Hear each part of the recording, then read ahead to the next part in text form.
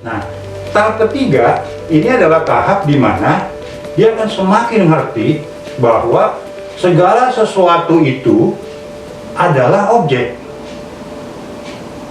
Ya, segala sesuatu adalah objek karena dia akan mengalami keadaan di mana dia itu tidak lagi berkeadaan bisa memilih, tidak lagi merasa dekat dengan dirinya, diri ya bukan tubuh, lebih luas begitu.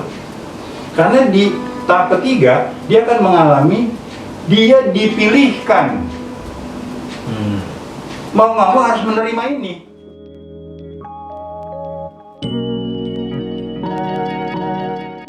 Oke. Nah, biasanya kalau misalnya kita apakah di proses meditasi itu ada hal lain sih selain berfokus pada objek aja gitu?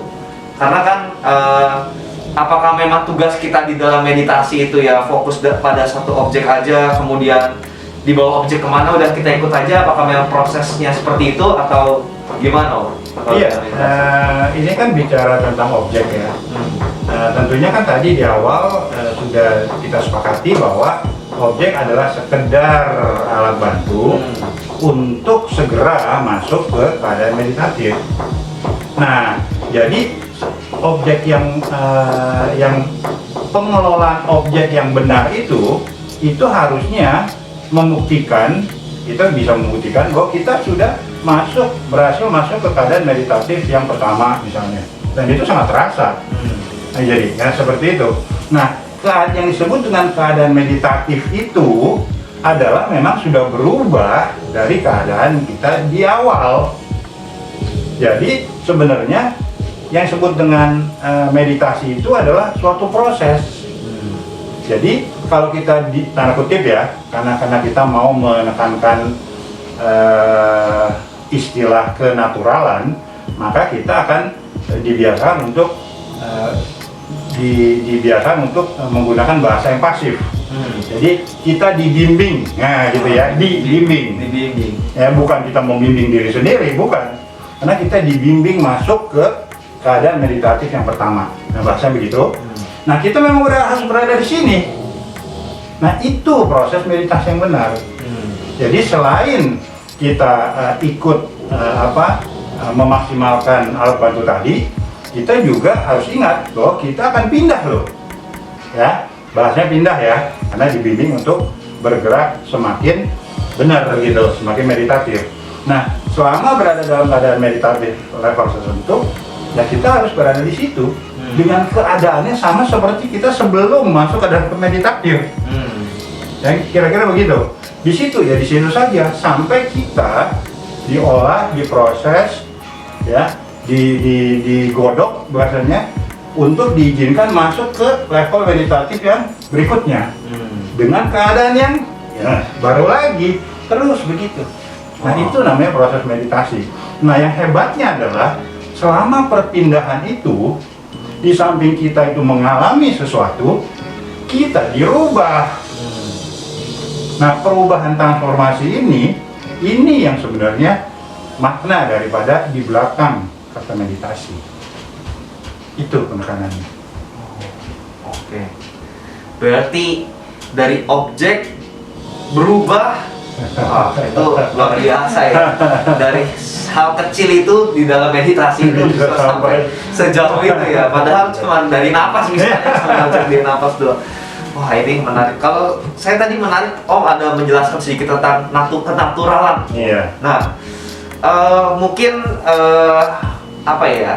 ini kan bagi praktisi meditasi yang misalnya kita cuma fokus pada objek aja, mungkin kenaturalan ini agak sedikit asing, Om. Nah, mungkin bisa dijabarin lagi itu gimana kenaturalan dalam meditasi. Gitu. Ya.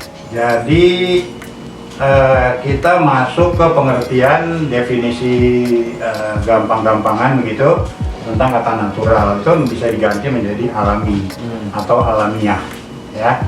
Nah, yang disebut dengan alamiah itu atau alami itu kan sangat berbanding terbalik, berlawanan dengan kesengajaan, dibikin-bikin, dibuat-buat dong.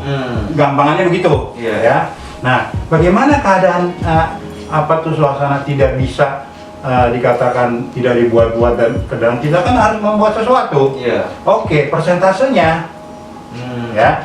Kalau misalnya yang disebut dengan dibuat-buat, disengaja-sengaja itu sampai misalnya identik dengan upaya yang anggaplah 80-90% gitu, dilatar belakangi oleh itu baru terjadi sesuatu tindakan, suatu aktiviti, maka di keadaan yang disebut alamiah natural itu kita melakukan intervensi itu bahasanya itu cuma 10%, mungkin 5%. Itu sebabnya kealamiahan itu harus digandengkan dengan kata kesabaran.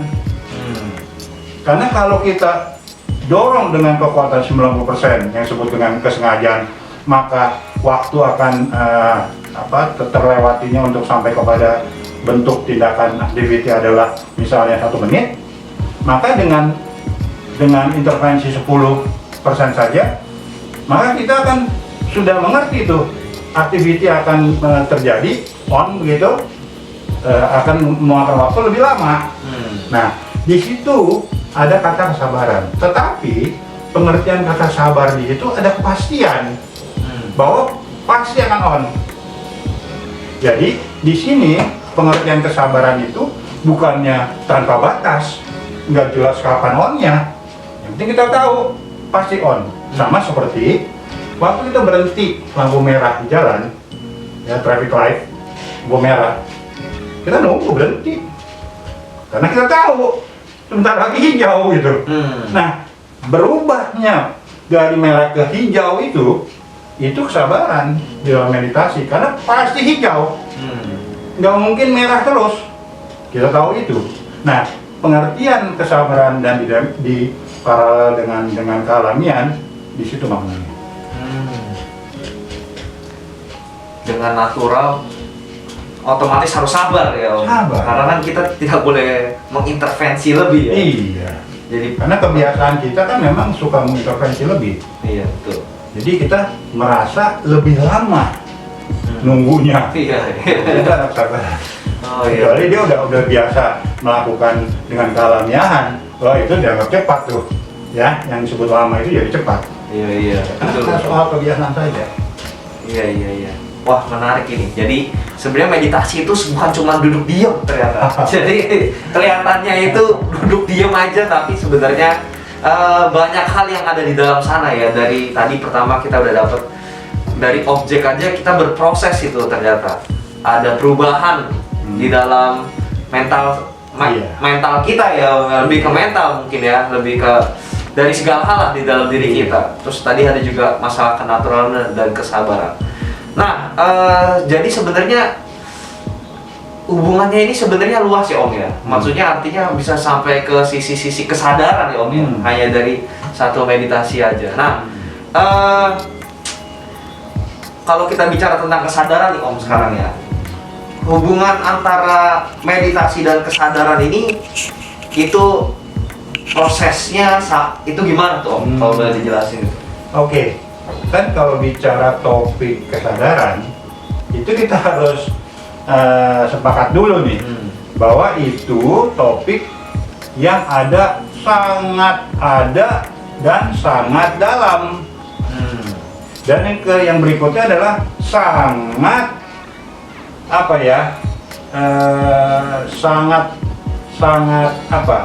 tidak pernah bahasanya kita urusi. Nah, hal-hal seperti ini itu kan mau menggambarkan bahwa memang ada sih kesadaran itu bahasanya ya, tapi itu jauh di dalam.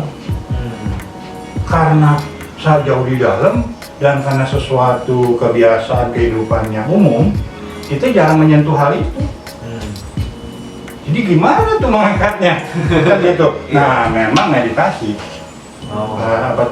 alat untuk mengangkatnya ke lebih permukaan, naik lebih ke permukaan dan bisa kita mengenalinya gitu. Yang penting adalah mengenalinya dulu. Ya, pengakuan bahwa ada loh orang bilang, oh nggak ada tuh kesadaran. Nah, kalau orang seperti itu diajak lebih jauh lagi bicara tentang kesadaran dengan meditasi itu percuma.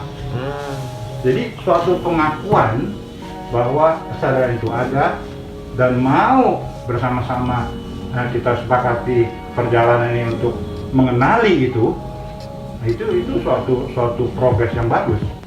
Itu awalannya gitu, ya seperti itu.